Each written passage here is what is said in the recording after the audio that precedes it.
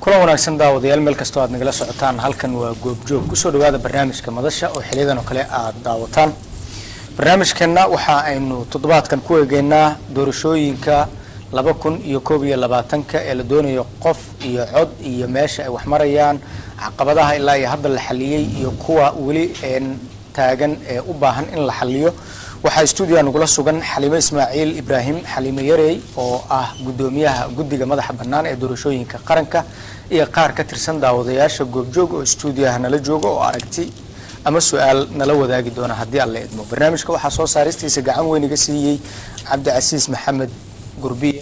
iyo asxaab kale oo nagala shaqeynaysa dhinaca farsamada iyo kaamirooyinka anigoo ah Ways Xaji Nuur Ways Araya idin la socodsiinaya ku soo dhawaada barnaamijka madasha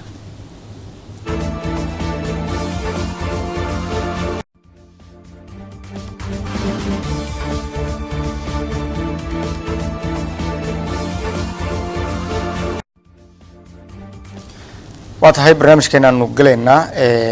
أنت عن كقبلياش السنين عن دور سؤال ويديو قدوميها قدية مدح بنانة دورشوين كحليمة يري مر هل كان مرتين وقوع هاي وحنو كوضع هذا الناي دورشوين كي يسيد أي صورة قال كويهن قف يعود إن لقبته حدا محاقب صومي مدة سلاي حدا محاسة حرسن أو الرباء إن لقسي شقايو بسم الله الرحمن الرحيم waxaan aad u soo dhaweynayaa telefishinka goobjoog waxaan kala soo dhaweynayaa martida sharafta leh ee nagala qayb qaadanaysa caawa aqoon isweydaarsigeena ama wax kala faa'iideysigeena muddadii suukan dambeysay saas inay u dheeraad uma maleynayo 3 bilood ama laga joogaa waxaan 3 bilood noo qabsoomay wax badan qabsoomida waxa noo qabsoomayna ma ahan wax aan iskaga soo boodno ama aan iska sameeyno laakiin waxa noo yaal qorshe mudaysan oo taariikh kala leh sida wax loo qabanayo ilaa iyo haddana sida aan ku wadno wixii noo midaysnaa oo inaan qabanay ee ahayd inteeda badan waa qabanay hal meel kaliya ma aha hal waxna ma aha waxay noqon kartaa wixii ka qabsoomay waaxda shuruucda waxay noqon kartaa wixii ka qabsoomay waaxda howlgallada doorashooyinka waxay noqon kartaa wixii ka qabsoomay waaxda wacyigelinta iyo muxuu ahaay meediyada iyo communicationka iyo waxay noqon kartaa xisbiyada wixii nooga qabsoomay soo wax kasta waxay leedahay shaqo u qorsheysan oo joogto ah subax kasta loo kala oo dad u qaybsan yihiin oo la qabto tan sharciyada marka aan ka hadlayno nidaamkii la rabay doorashada in loo qabto wax uun si yar uga duwan baarlamaankana hor yaalay sidee uga shaqeynayseen guddiga ee baarlamaanka arintan u qaabilsanaa anaga ma ahanba hadda inaan ka shaqeyno mandate-keena ma aha inaan sharci soo saarno oo doorasho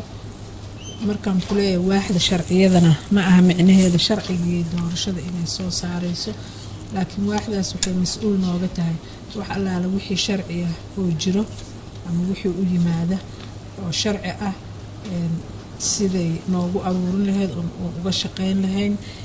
waxay kaloo mas'uul nooga tahay wax allaala howlaha aan qabanayno dhan in ay waafaqsan yihiin shuruucda dalka u degsan inaan ku shaqeynayno ay nagu hagaayaan ay nagu ilaaliyaan waxay kaloo marka haddana wax kasta ay ula shaqeynayaan wax kasta waxa ay ka shaqeynayso maxaa yeelay doorasho dhan sharci ee hagaaya in waaxdaasayto shuruucdii loo baahnaa ay ku shaqeynayaan wixii naga baxaya ama qoraal ha noqoto ama af noqoto ayadana in mar kasta laga fiiriyo dhanka sharciyada iyo midda kale ugu weyn oo ah guddigu wuxuu mas'uul ka yahay inuu soo saaro xeer hoosaadyo badan shuruuc hoosaad badan uu ku shaqeynayo oo kasoo unkumayo ama sharciga xisbiyada ama dastuurka naftiisa ama sharciyadii doorashooyinka sharcigii doorashooyinka hadduu soo baxo xeerarkii kasoo baxayo wax lagu dhaqaayo waaxdaasaa mas-uul nooga ah oo noo soo saara. barnaamijka ka horeeyey oo aan ku casuulnay xildhibaano ka tirsan baarlamaanka waxay faahfaahiyeen nidaamka hadda hor yaalla baarlamaanka ee ay qaarkood ka soo tala bixiyeen. waxay noo sheegeen in nidaamkii adinka farsamo ahaan aad ka shaqaynayseen PR-ka in uu xoogaa si uun uga duwan yahay. marka adinka sidee u arkaysiin shaqadaas marka hore idin socotay? ma wax caadiya oo suitable ku ama ku habboon oo isla shaqayn karaan miya, mise waxaa haddana u baahan tihiin inaad shaqadii sida aad u wadeen wax uun ka bedeshaan si loo waafajiyo tan hadda baarlamaanka? horta inta badan hawsha aan wadnay oo guddiga uu soo waday inta muddada ah waxaa waaye guud ahaan sidii doorasho dal looga qaban lahaa, doorasho qof iyo cod ah sidii dal looga qaban lahaa, taasoo inteeda badan u badan wax generic ah oo ka dhexeeya doorasho dhanba. haddii doorasho la qabanayo nidaam aan raacnaa jiro oo doorashadu sidai iskugu xigsanaysa yaa la horumarinaa, shuruucdii, dadkii la qoranayay, dadkii la tababarayay, xisbiyadii la qoraayay, saas u wareeganaysa ilaa maalinta doorashada laga gaaro. waxa aan ka shaqaynayna horta waxay u badnaayeen arintaas guud oo aan doorashadii qof iyo cod aan ku diyaarinaynay. waa dhici karta marka meelo markaan aan ka shaqaynayno oo xeer hoosaadyadii iyo lasoo saaraa iyo in ay u janjeeri kareen dhanka nidaamkii markii horeeto lasoo propose gareeyay. annakana sooma aanaan diyaarinay, wasaaradda arrimaha gudaha iska lahaa mas-uuliyaddeeda, wasaaraddaa soo diyaarisay. hay-ado badan iyo dad badan oo shacbi iyo kullina waa laga wada qeybgalayay talaka bixinteeda oo kuwaasaan ka mid ahayn haddii talena lasoo weydiinayay talada laga bixinayay. laakiin mas-uuliyaddeeda wasaaradda arrimaha dibadda soo curusay sharcigaas oo kasoo dhigtay muxuu ahay sharci qabyo qoraal ah. waxay usoo gudbisay golaha xafiiska prime ministerka wuxuu u gudbinayay golihiisa wasiiradu ka ansixiyey, waxaana la geeyay baarlamaanku ayaga marka siday u arkeen in doorasho loo qaban karo sharci ku habboon ayaguna ka fakereen inay soo saaraan. way aad u mahadsan tahay. waqtiga intiisa kale waxaan rabaa in ay nala qaybsadaan daawadayaasheenna oo su-aalo qaba ama aragtiyo bixinaya. waxaan siin doonaa marka daawadayaashaan siinayaa. waran magacaygu waa Faarax Abdi Axmed. waxaan halkaan ka salaamayaa dhammaan marti sharafka kasoo qayb gashay barnaamijkan ee gobol ay qabato ee madasha. waxaan halkaan si kale ilaaba u salaamayaa maamadeena Maama Xaliimo iyo wariba wariyaha weyn ee Aweys. su-aasha wato waxay tahay Maama Xaliimo, waxaad ka mid tahay dadka howlwadeenada ka ah ama qabanqaabeynaya barnaamijka doorashooyinka 2022 ma kula tahay in ay dhici karto doorasho cod iyo xalaal ayadoo jirto amni darro iyo weliba dhan siyaasadeed, taasoo ah in dalkan oo marayo xaalad siyaasadeed oo ah dhanka amniga? aan ku shiraaciye sidee ku dhici kartaa doorasho cod iyo xalaal qof iyo cod ah? way aad u mahadsan. waa fahmnay ammaanka la xiriirta iyadoo ammaanka sida uu yahay sidee ku dhici kartaa hagee?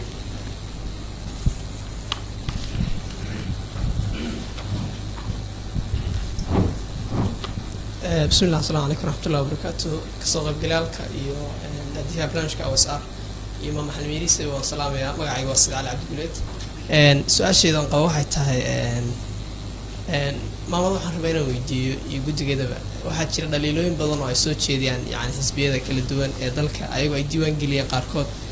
أو أي كل شيء يعني قد دور الشهر إنه يهجد عن يعني سير الله اللي كنا available مرة بقى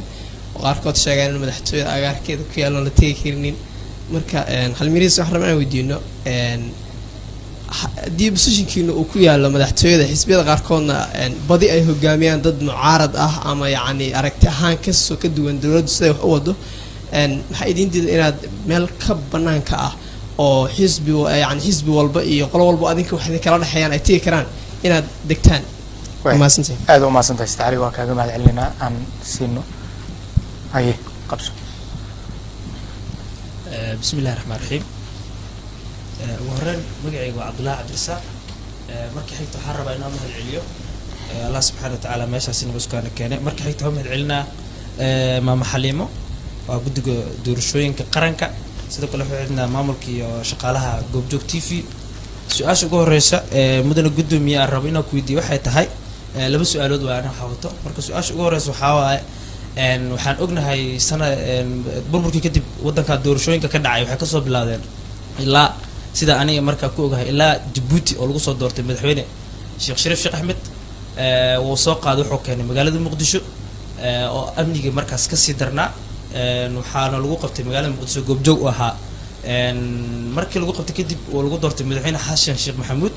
asna wuxuu isku dayay in doorashada waxaan sugaynay 2016 ka gudoomiyaha markaas way joogtay guddiga wuu dhisnaa waxa aamin waxa marina 2015 la dhisay 27 July sharciga la siiyay macnaha waa si rasmi ah loo diiwaan geliyay gudoomiyaha way ogtahay marka waxaa rabay xilligaas oo Xasan Sheekh waxa sugaynay anaka 2016 one man one vote ku tashanayna laakiin way noo dhici weysay waxaa la yiri doorasho dadban hal galo maadaama hel waay gudoomiyaha marka doorashadii dadbaneed waxaa la maaragtay Xasan Sheekh Maxamuud dawladdiisa waxay u dhadhacisay maamul goboleedyada caasimadaha bas ay ku akeysay laakiin sida ognahay oo wali madaxweynaha maana baarlamaanka kaliya lagu adkeeyay cadaada ka dhacday Kismaayo ka dhacday Garowe ka dhacday Hirshabelle ka dhacday sida ogeyn marka waxaan rabaa dalka yiraahdo Ciraaq anagoo ku tusaale qaadanayna waxa ka dhaca explosion waaweyn oo Soomaaliya ka daran sida doorasho ka dhacday caasimada kaliya Baghdad one man one vote ka dhacda gudoomiyaha iyadoo aamin inay is ogeyn in ogtahay kale anagoo ognahay marka maxaa noo diiday marka anaga ahaan waxa lagu marsado waxa waa amniga waa in maxaa noo diiday mudane gudoomiye in meelaha dawladda amnigeeda 90% gacanta ay ku jiraan sida caasimadaha dawlad goboleedyada ifan magaalooyin kale oo maamul goboleedyada dhow sida Garowe kale Puntland kale dawladda gacanta ku haysa galmudug meelo yar meelaha ugu badan waa Jubbaland iyo Koonfur Galbeed marka maxaa noo diiday inay doorasho one man one vote dhici weyso anagoo heerkan joogno oo amnigeena si fiican yahay oo dalal badan ka fiicanahay su-aashaas aan rabaa su-aasha kale xigta waxa waa mudane gudoomiye baarlamaanka golaha shacabka maalinweeda hortagtay sabtigii inuu ahaa oo maleena waana daawaday warbixintaada iyo si fiican nooga warbixisay annaga xataa kula soconay waa kaga mahadcelinaa taas laakiin baarlamaanka laftirkiisa wuxuu qabaa maadaama asaga uu wakiil naga yahay ama representative welwel gooni ah ayuu qabaa oo leeyahay sharciga meel ayaa loo xagliyay oo ah hadba dadka talada haya ayaa say rabtaan maaragtay isku diiwaan geliyay gudoomiyaha golaha shacabka wuxuu u saaray guddigaas wuxuu u sameeyay tala bixin iyo wuxuu ku soo celiyay baarlamaanka hadda waa wada wali ma baas gareen laakiin wuxuu ku wada akhrin ku wada waa la soconaa marka haddii ay dhici weyso in baarlamaanka oo meel mariyo sharcigaas maxaa ku qabsoon oo guddigaaga ka sugayna waan maasanta aad u maasantihiin su'aalahaas ka jawaabi doonaa ka bacdina su'aalaha xigaan fursad idin siin doonaa inaad weydiisaan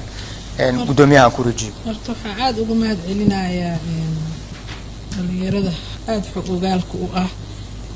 oo runtii caawa halkan goobjoog ka ah tan kale waxaa aad nasiib ay u tahay in ummadda Soomaaliyeed meel kasta ay joogto ay naga arki doonto oo arrintan ay la socon doonto oo wada salaamayana war su-aashayda koowaad waa laga jawaabay su-aasha koowaad oo magacaaga maxaa ahayd faarax uu weydiyo uu dhahay see doorasho ku galaysaa ku dhacaysaa waddan amnigiisaba uusan jirin waxaa ka jawaabay muxuu ahaa Sayid Calimiya Cabdullaahi Cabdirasaaq miya wadamo annaga naga xun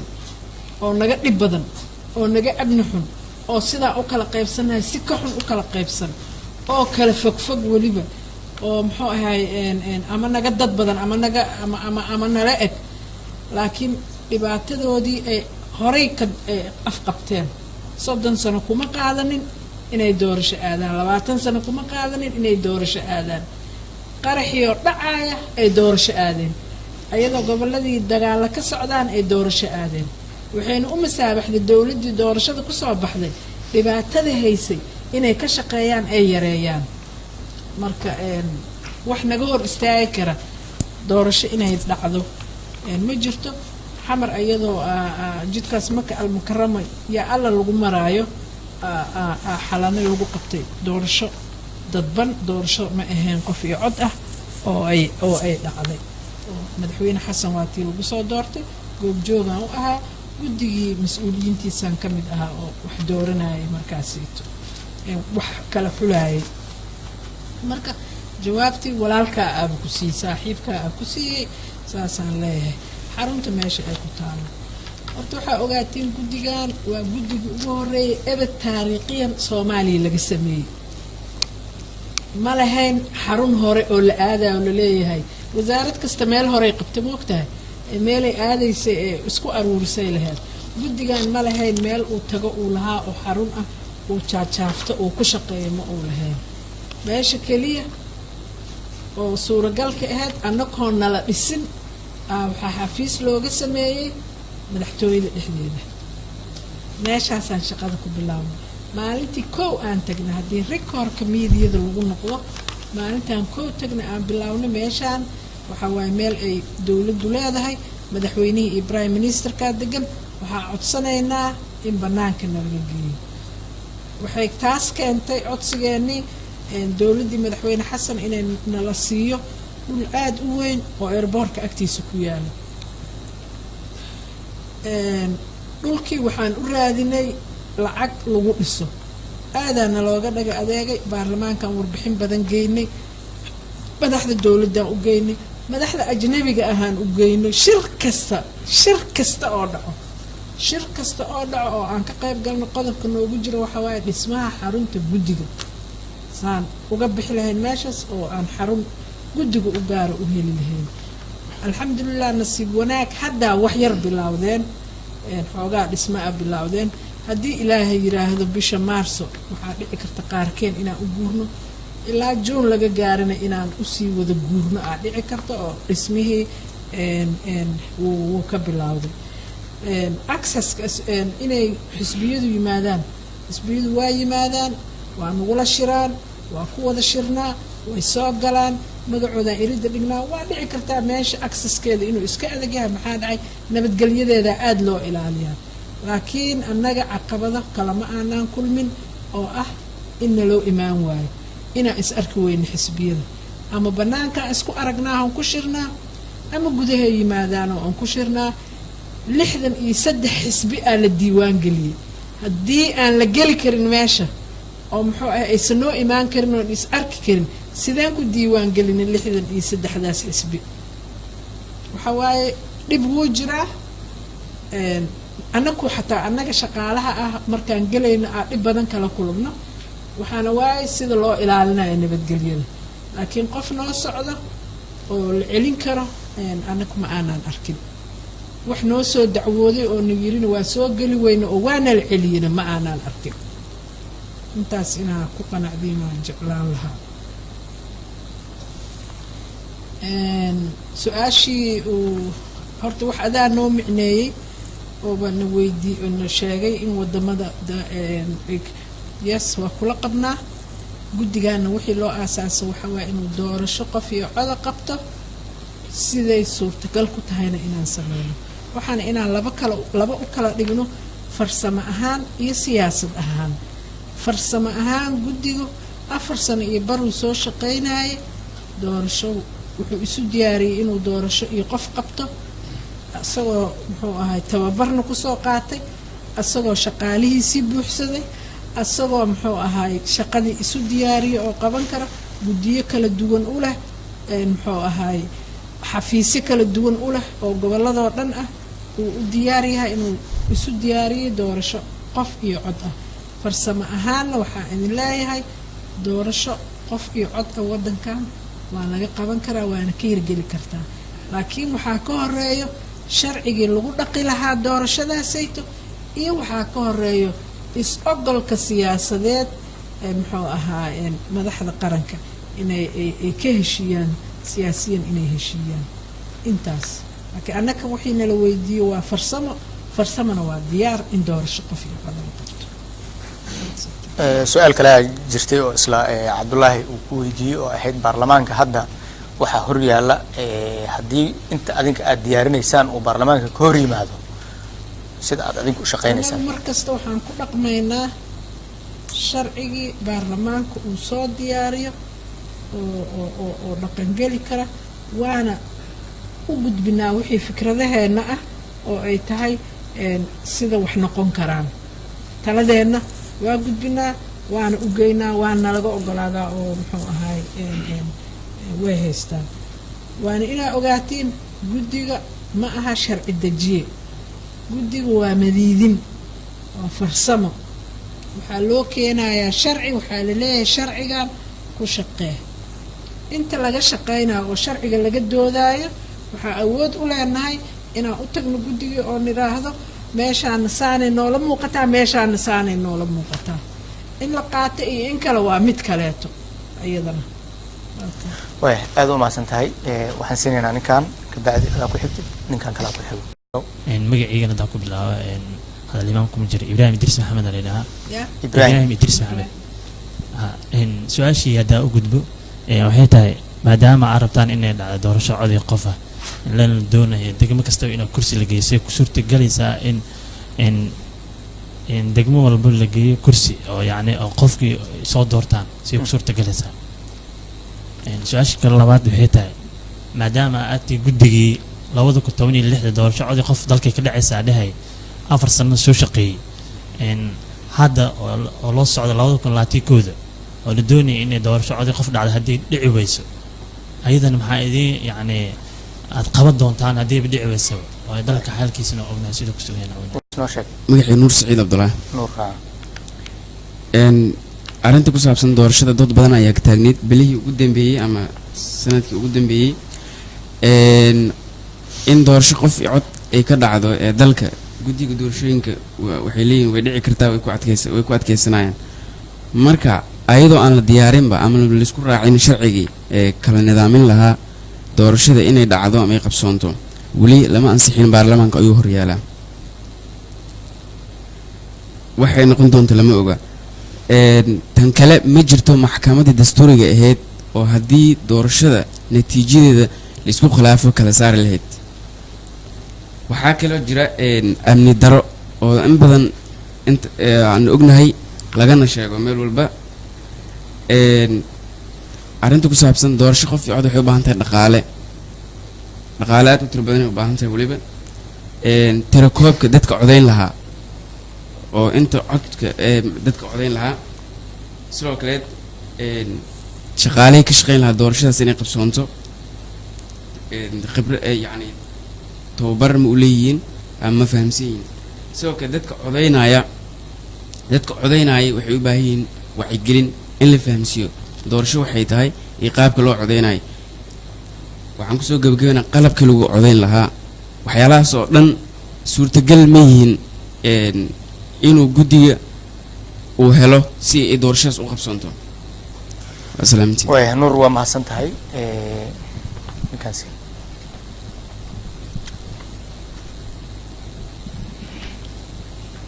بسم الله marka ugu horeyso asalaamu calaykum waraxmatullaahi tacaala wabarakaatu magacaygu waa cabdirasaaq cabdirashiid su-aasheeda waxay tahay oo aan weydiinayo gudoomiyaha guddiga doorashooyinka shaqo markii la qabanayo kolley caqabado fara badana dadka hor yimaada marka waxaan rabaa inaan weydiiyo maxay tahay caqabada ugu weyn ee hadda haysata guddiga doorashooyinka ee ku aadan doorashada hadda soo socoto 2021 la filayo ama ha noqoto qof iyo cod ama ha noqoto doorasho deegaan marka caqabad ugu weyn ee hadda idin haysato maxay tahay aad u mahadsantahay way cabdirasaaq waa mahadsantahay adigana saddexda su-aalood aan ka jawaabaynaa kadib gadaal ninkaasaan ka bilaabi doonaa ninkaan aan kusoo xijinaynaa saddexdan su-aal aan ka jawaabaynaa بسم الله الرحمن الرحيم kuraasta see u qaybinaysiin waxaa i weydiiyey ibraahim kuraasta qaybinteeda sharciga kusoo baxaysaa sharciga doorashada qaybaha ugu waaweyn ay ka mid tahay qaybsashada kuraasta iyo degaan doorashada iyo waxaa qaybaha ugu waaweyn waa sida kuraasta loo qaybinayo marka annaka sharcigii ay ku dhigneedaa naloo keenaa sida kuraasta loo qaybinayo maana guddiga ma aha mas-uuliyaddiisa inuu isaga kuraasta kala qaybiyo guddiga waxaa waa dadka kuraasta ku tartamaya inuu firimda u qabto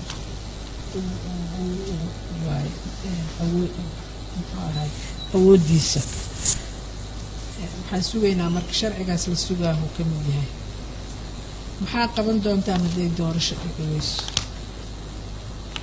maxaa qaban doontaa doorasho xuquuqdaada waayee inaad wax dooratid ama lagu doortee anoo ku dhaha waaye haddaa weysid maxaa qaban doontaa annaga doorasho 4 sano iyo bar waxaan soo diyaarinayna inay doorasho qof iyo cod aan qabto farsamo ahaan waxaan sugaynaa shuruucdaan ku qaban lahayn haddii ay dhici weyso haddii waddanku mas-uuliyiinuu leeyahay ayagaa soo sheegi doona ayagaa ka talin doona wixii dhacay ma aha annaka inaan ka tala bixinayno annaka guddi farsamaanaha guddi wax loo dhiibaayo shaqadaasaa idinku aaminay annaga dhanaa u tartamoyno dhexdhexaad ka noqda noo qabta aana layidhi laakiin ma keenayno doorashaa la qabanaa noocaasay noqonee kuraastaasaas loo qaybsanaa ma annaga mas-uuliyadeenna ma aha caroon marka su-aalahanayto meesha ay ku aadantahay ay ku abbaarantahay mas-uuliyaddeeda ay leedahay inaan weydiisin ayadana intaasaan aan kaa iri nuur wuxuu yidhi caqabado badanaa jira ay ka mid tahay sharci la-aan sidaa u shaqayseen sharcigiiba ma haysiine amni daraa jirta dhaqaalihii aawe tirakoobkii aawe wacyigelintii aawe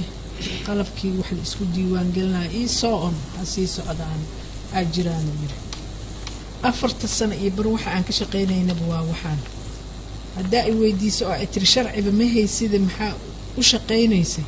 waxaa jira hawsha inteeda badan oo farsamada ah waa la diyaarinaa oo doorasho ah waa wax generic ah oo caam ah in dadka la tababaro in xafiisyadii la furo in meelihii lagu codeynayo la raadiyo in sida dadku ay u shaqaynayaan la baro in dhaqaalihii la raadiyo in muxuu ahaaye goobihii lasii sahmiyo oo lagu cod bixin lahaa diiwaangelintana lagu samayn lahaa hawshiyaan diyaarinayna annaga sharcigu markuu yimaado waa layswaafajinaa waa isla jaan qaadayaan waa soconayaan haddii ilaahayda marka wixii naloo abuuray ma ahayn iska fadhiya meel jooga sanad markay ka dhimantaan wax idiin keenaynaaha orda waxay ahayd maanta laga bilaabo shaqo gala sidii aan u shaqo galnay oon u diyaarinaynay howlaha siday lakab ee ugu kala sarreeyaan cabdirasaaq wuxuu yidhi caqabadda ugu weyn waxaa waaye oo na haysato in aan sharcigii doorashada oo aan ku howlgeli lahayn iyo rabitaankii siyaasadeed labadaasaa naga maqan way aada u mahadsan tahay haye noo bilow bismillahi raxmaan raxiim magacay waa aadan cali maxamed aadan talaas waxaan salaamayaa maama xaliim yirey iyo sidoo kale daadiyaha barnaamijka OSR waxaan rabaa su-aal yar waan soo kooba insha allah maadaama tahay guddigii doorashooyinka isagoodaan ognahay maamul goboleedadii iyo dowladda federaalka waxaa jiro khilaaf maadaama maamul goboleedadii iyo dowladda federaalkii aad isku fiicnayn idinkana waxaad taagantihiin waxaan sameynaya 1 man 1 vote shacabkii meesha jooga waxaa laga yaabaa inay taageersaneen oo khilaaf jiro see ku xali kartiin oo doorasho ku dhici karta maamul goboleedii iyo dowladdii oo iskhilaafsan aad waa mahadsantahay soo koob waa mahadsan tahay ninkaasi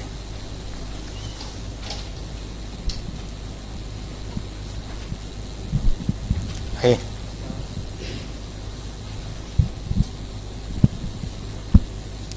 بسم الله السلام عليكم ورحمة الله وبركاته مقعي محمد أحمد علي قدوميا حليميري والسلامة إدادية برنامج كأوسعار والسلامة محمد محاربة قدوميا أنا سؤال ويدي أو doorashooyinka wanfood ah ma caasimada kaliya ay ka dhici doonaan mase goobo kala jiro oo loo qorsheeyay inay ka dhacaan oo caasimada kaliya bay ku ekaan doonaan mase maamul goboleedyada macnaha waa gaari doonaan oo goobo ayagana loo qorsheeyay ayaa jiro su-aashaasaan waa mahadsantahay maxamed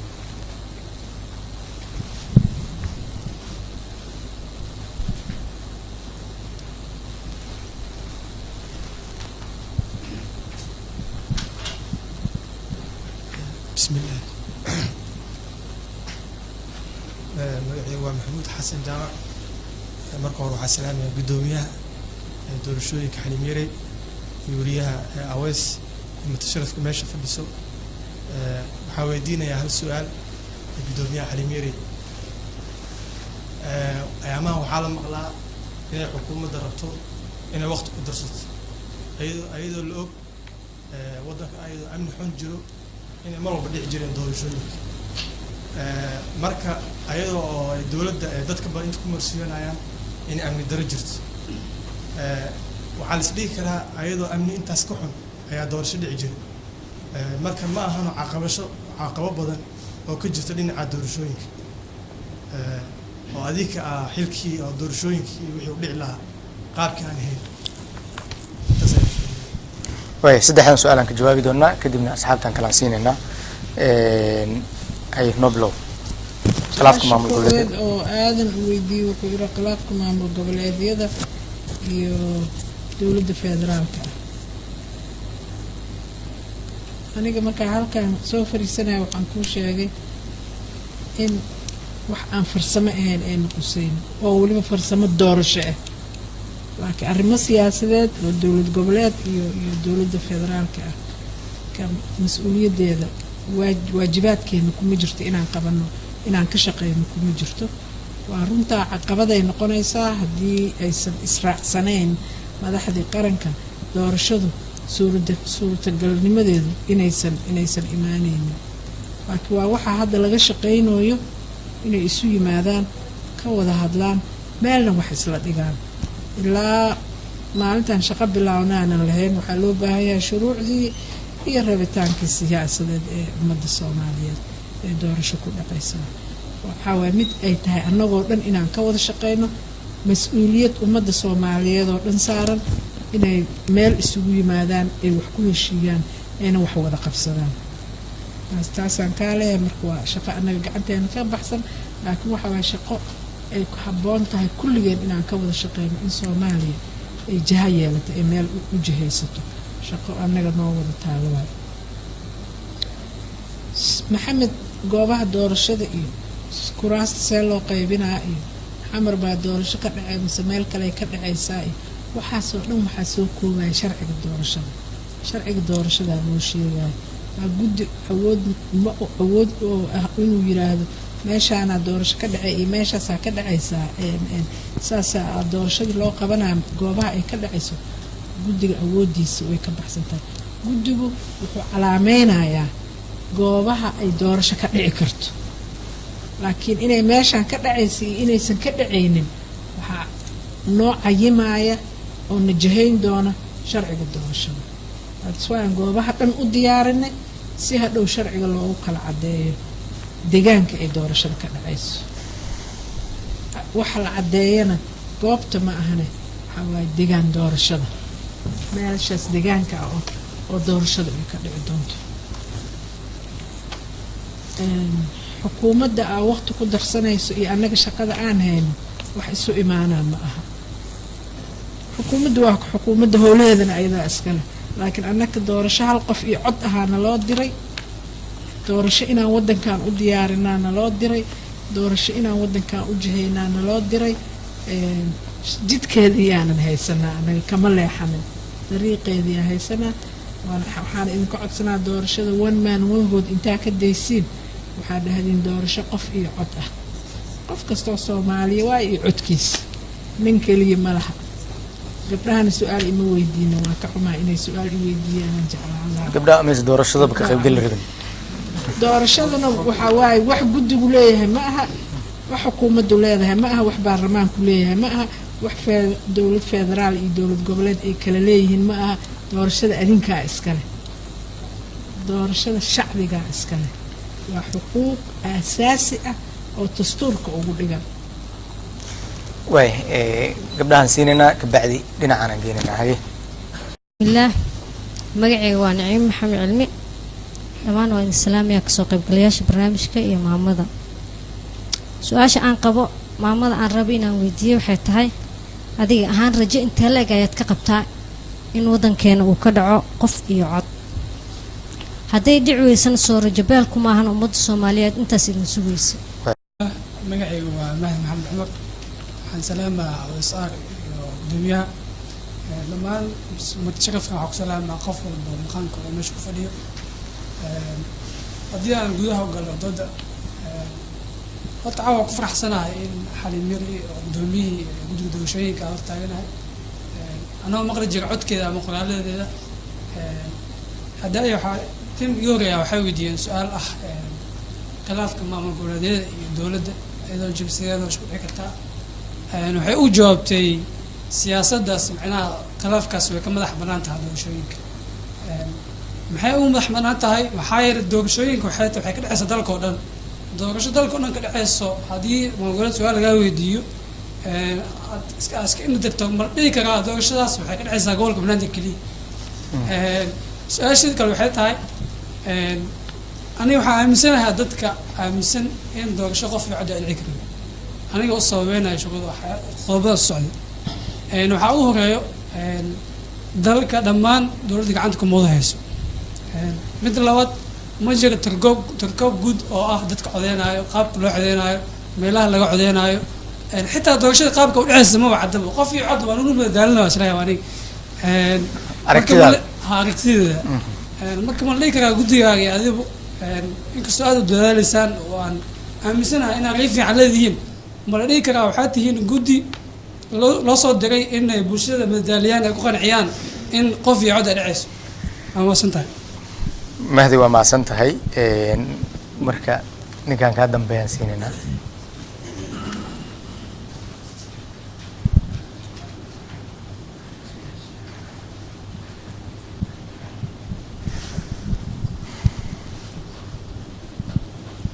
بسم الله مدعي وسالم محمد نالي وقرن waxaa salaama gudoomiyaha guddiga doorashada maam xaliimo iyo awisaar iyo qayb kasoo qaybgalayaasha su-aasha aan rabo waxa ay tahay inaan weydiiyo gudoomiyaha adiga sida aad noo sheegtay waxaa sheegtay in dalka ka dhacayso doorasho ah cod iyo qof iyo cod haddii dhici weyso qof iyo cod ummadda waxay ku tahay rajabeel marka ma jiraa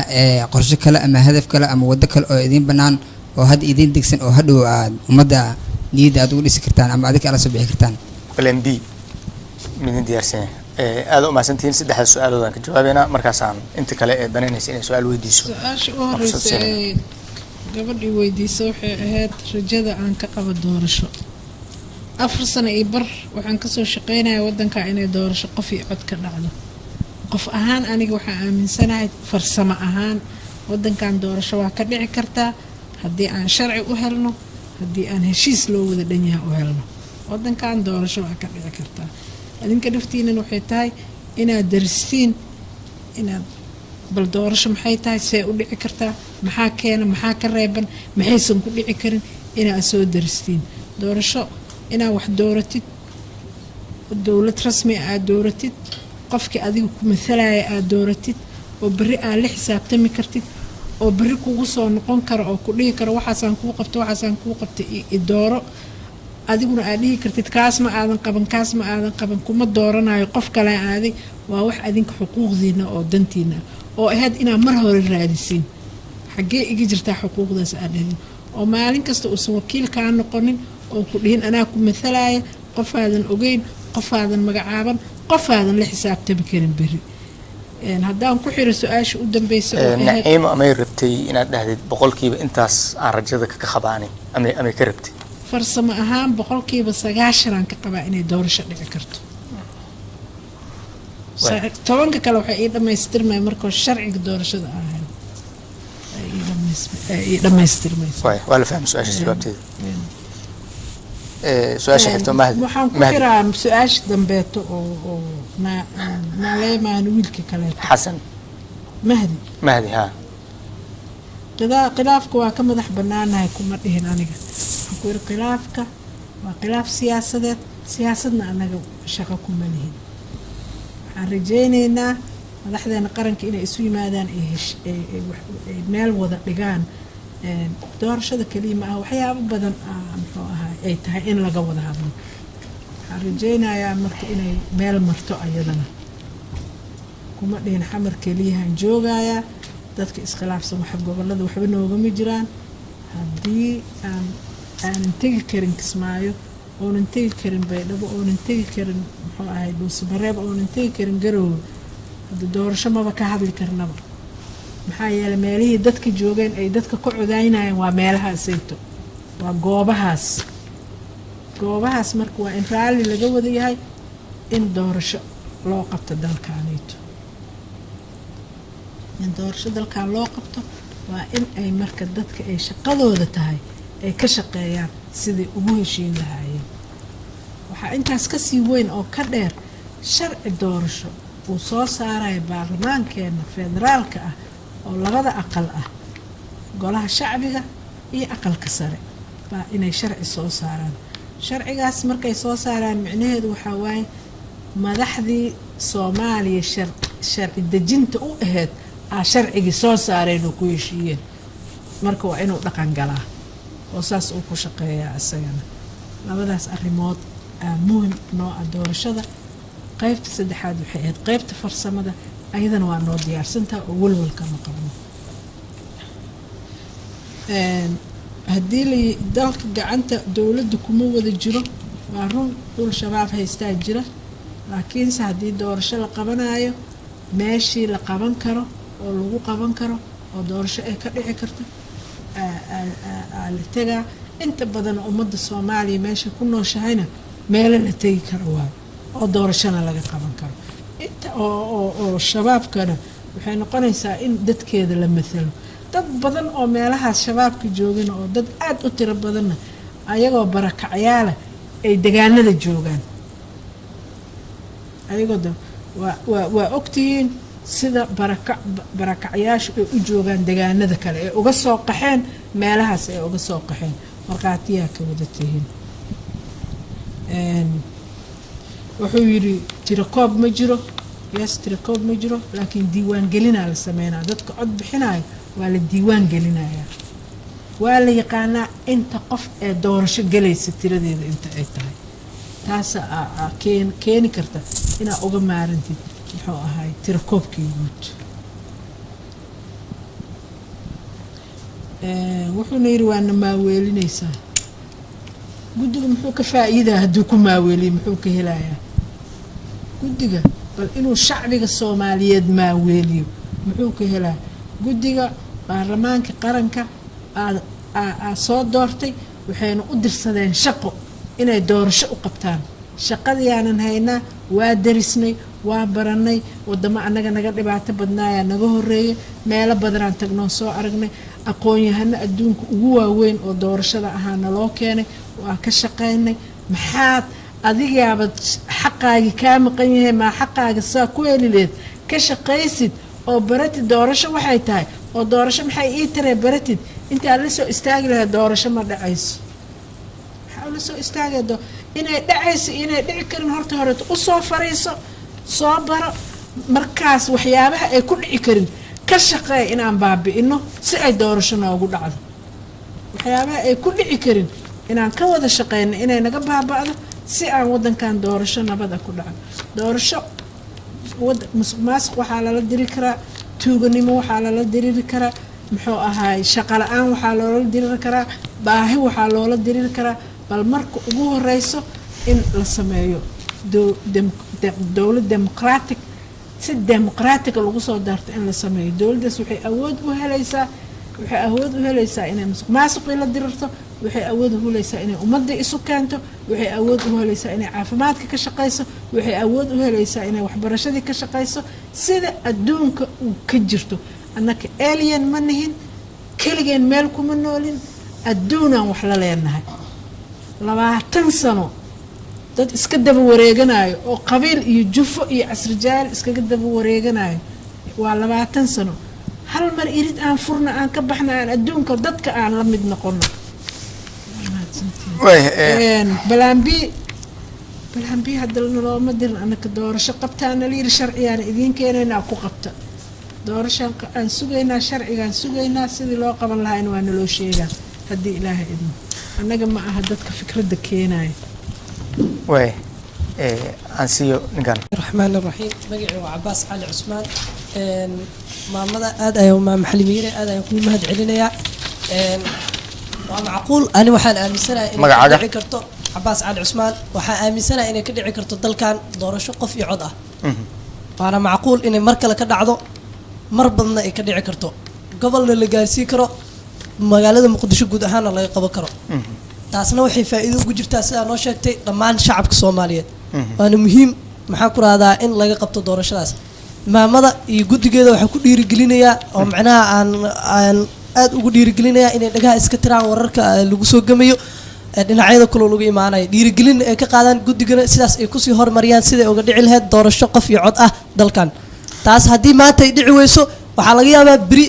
inay dhacdo beri markay sidee ku dhacaysaa maanta haddii annaga aan taageeri weyno waa inay si ay beri ku dhacdo waa inay guddiga taageernaa kuna dhiirigelinaa in arrimahaas ay fuliyaan sidoo kale waxaan aad ugu dirayaa shacabweynaha soomaaliyeed iyo weliba baarlamaanka iyo madaxa sharci dejinta in shacabka soomaaliyeed ay usoo saaraan sharci ka farxiya isla markaana qof iyo cod suurtageli kara dhammaanna la gaarsiin kara gobolada maama xalimiiray iyo aweys iyo dhammaan shaqaalaha goobjoog waan salaamayaa su-aasheedu waxay tahay awoodda markii laga hadlayo 3 unbay isugu imaan doontaa iyada mid dhaqaale inay tahay iyo mid hub ama mataqaanaa ciidan oo qofku faana iyo mid shacbiyad oo qofku leeyahay taageero guddiga doorashooyinka ma leeyihiin awood ama mataqaanaa ciidan oo ama shacbiyad waa macquul way ka heli karaan doorashooyinka la qabanayo yacni 3 unbay loogu kala guulaysanaya iyada qofka inuu dhaqaale haystay iyo qaar dhaqaale lagu ciilayo macnaha sida macnaha anaga noo sawirneed iyada inay qof shacbiyad lahayo shacbiyadu qofka la ku ciilayo iyada inuu qofku ciidan haysto qaar musharaxiinta qaar in awood loo isticmaalayo caadi oo la arkayay marka guddiga doorashooyinka maadaama wadamo ka awood badan oo jiraan oo laga caqabaday yacni doorashadoodii macquul ma tahay in asagana awood loo sheegto oo haddii xataa xisbi soo baxo maadaama xisbiyada ay badan yihiin xisbi kalena awood u isticmaalo oo wax dhan hadday noqoto in doorashada carqalad ay la kulanto maxaa aad ku tashanaysaan oo awood ah oo aad ku difaacaysaan aad u mahadsan tahay ninkaanaan siinaynaa magacayga waa maxamed cabdisanaan cali kana mid ah ardayda dhigata jaamacadda uniso dhammaan waa salaama marti sharafta wariye abeys adna waa ku salaama guddoomiyahan waa salaama waxaan rabaa mar raba inaan ku dheeraado guddoomiye waxaan rabaa hal su-aal inaan weydiiyo ah maadaama la rabo in la qabto doorasho qof iyo cod ah xor iyo xalaala shacabka soomaaliyeedna ay ku cusubta wacyigelintiina aan si fiican loo helin saamileyda siyaasadda isku hayo ama ha ahaadaan xukuumadda ragga hadda talada hayo iyo xisbiyada aan ognahay ragga qaar inay yihiin rag aad shacbiyo dadka ugu leh rag aan aad loo dhayalsan aysan ahayn baryahanna ay wadeen in haddii doorasho qof iyo coda ay dhacdo ay codeyn doonaan waxa ay sheegayeen oo ah xoogaga wadaniyiinta oo keliya inay codeeyaan haddii ay dhacdo in iyaga ay soo baxaanna iska afgambisato ragga hadda talada hayo maadaama iyaga wixii dhan iyaga gacanta ugu jirto saadaalinta iyaga hadda ay sameynayeen oo ah in ragga hadda xukuumadda ah ay soo laaban doonaan saadaalintaas ma laga yaabaa inay rumowdo guddigasana maxaa kaga aadan ma dhexdhexaad toos buu noqon doonaa waa ogna hadda inaad dhexdhexaad tihiin laakiin xilligaas way isbedeli doontaa oo sida hadda ah ma noqon doonto cabdisalaan aad u mahadsan tahay marka dhiirigelinta laga soo tago 2 su-aal waaye si kooban waqtiga maadaama gabagabo uu yahay aada u mahadsantihiin waxaana aada runtii u jeclaysta sida aad su-aalaha quruxda badan oo meelo badan taabanaya aad ii weydiiseen horta qodobadan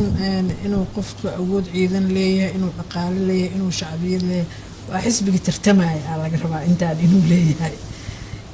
annagu ciidan gaara ma lihin ciidanka ummadda soomaaliyeed ee dowladda soomaaliyeed qaranka uu leeyahay ciidan ah waxaa jira guddi la sameeyey oo la dhaho guddiga isku dhafka ah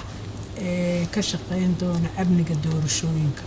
guddigaasoo heer qaranna laga sameeyey heer dowlad goboleedna laga sameyn doono meembaro xubno lagu wada leeyahay oo lagu wada jiro oo laga shaqeyn doono oo ka talin doona meelaha nabadda ah ee doorashada lagu qaban karo la aadi karo meeshaan la aadi karin ayagaa dhahay lama aadi karo meeshii la aadi karana ayagaa sheegi doono meeshii la aadi karo oo annaga ayaga aan uga dambeynayno laakiin aan markasta weydiinayno oo codsigeena aan u gudubsanayno marka ciidankaas waxaa waa ciidanka ummadda doorashadana ummaddaa iskale ciidankaasaa ilaalinaya dhaqaalaha arrimaha dhaqaalaha waxaa waaye waa doorashooyinku aaday u dhaqaalo badan yihiin waxaan ku rajo weynaa horta waxaan ka mid nahay annaka dowladaha doorashadoodu ay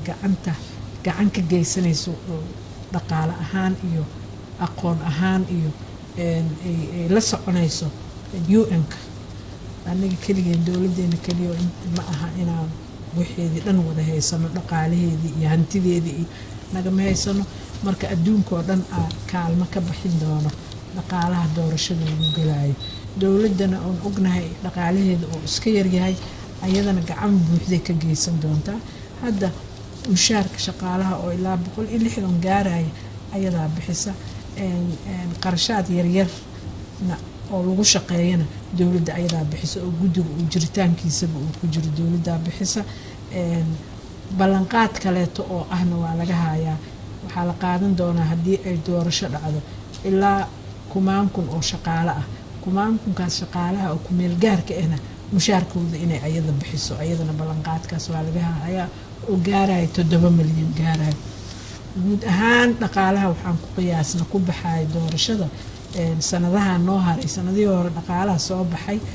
sanadaha noo haray 53 milyan lagu qiyaasay oo 22 milyan ay tahay kaliya diiwaangelinta codbixiyaha oo diiwaangelintii voter registration lagu sameynaa inta kalena ay doorashadii weyneed tahay sharciyadan hadda shacbiga ayagaa xaqooda ay waxaan tahay ayagaa laga rabaa inay ilaalsadaan shacbiga Soomaaliyeed meel kasta ay joogaan in un mar wadankan doorasho ka dhacday inay ilaalsadaan shacbiyadaasna ayagaa laga rabaa annagana waxaana laga rabaa inaan shacabkii iyo madaxdeena qaranka aan ka keensano kalsooni ah in aan ku shaqeynayno si dhexdhexaad ah oo aan u simanahay dadkaas tartamaya dhexdhexaad waxaana loo doortay waxa waaye dhexdhexaad inaan ahaanaa inaan ka madax bannaanaa cid kasta inaan dhexdhexaad ka ahaanaa in aan muxuu ahaay ka shaqeynaa boob iyo isdhac waxaa lagu ilaalinaa waxaa lagu tartamaa xisbiyo guddiga goobjooga goobta ka ahaanaya xisbi kastana wuxuu soo dirsanayaa agent u ilaalinaya goobtaas doorashadii ka dhacday oo markii goobtaas ay doorashada ka dhacdo codadkii oo dhan inta la keeno la wada tiriyo iyadoo loo wada jeedo waxaa u wada jeedo guddigii xisbiyadii dadka ka socday dadkii kormeerka ahaa oo wax kormeerahaya oo observerka ahaa oo imaadeen meediyadii oo markaas soo gasho 1 2 3 la tiriyo sanduuq loo jeedo lagu wada xiro markii la tiriyana horay looga soo gudbiyay goobta ugu sareysa meesha ugu sareysa xarunta gobolka iyo xarunta muxuu ahaay muqdisho liira goobtaas intaas soo cadew ahaa xisbigaas intaas soo hela xisbigaasna intaas soo hela sanduuqaas hadii la xada xataa oo la qaato tiradiisi waa la hayaa waa la sheegay waa soo gudubtay marka doorashadu ma aha sidii waagii hore horumar sanadba horumaray sameynaysa waxaan soo marnay adinku ma aadnaan dhalan mana aadnaan jirin doorashadii ugu dambeysay ee 69kii xisbigii dowladda ee leego Israel ku shubtay sanduuqyadii kale intuu daadiyay oo sanduuqiisa ku shubtay markaas deegaan kasta leega ka soo baxday list unika al liijra aftaliyaan waxay unique list miyay ayaga kaliya iska laha liiskaasayto leega degme hebel 4-3 markaas dadkii la wada ruqseeyay booliiska la ruqseeyay madaxda booliiska generaal maxamed abshir oo ahaa waa la ruqseeyay markii la yiri waxaan suuragal ma aha kii la dareemaba inuu suuragal ma aha yiraahdo waa la ruqsanaa maxaa jira doorashada waxaa ku hayay gacanta dowladda wasaaradda arrimaha gudaha doorashada gacanta ku haysay cid madax bannaan ku meelay kalsoonida marka annakaana laga rabaa inaan shacbiga ka keensano inaan tusino inaan dhexdhexaad nahay waa arrin annagana guddiga laga rabo way aad u mahadsantihiin ka qaybgalayaasha barnaamijka iyo gudoomiyaha guddiga madaxa bannaan ee doorashooyinka qaranka Xalim Yarey oo waqtigeeda ku bixisay barnaamijka inay nagala qayb gasho marti noogu ahayd asxaabta kale ee barnaamijka gacan ka geysatay soo saaristiisa iyo farsamo ahaanba waan u mahad celinayaa waa saaxiibkiina Aways Xaaji Nuur oo idinkaga tagaya sidaas nabadgelyo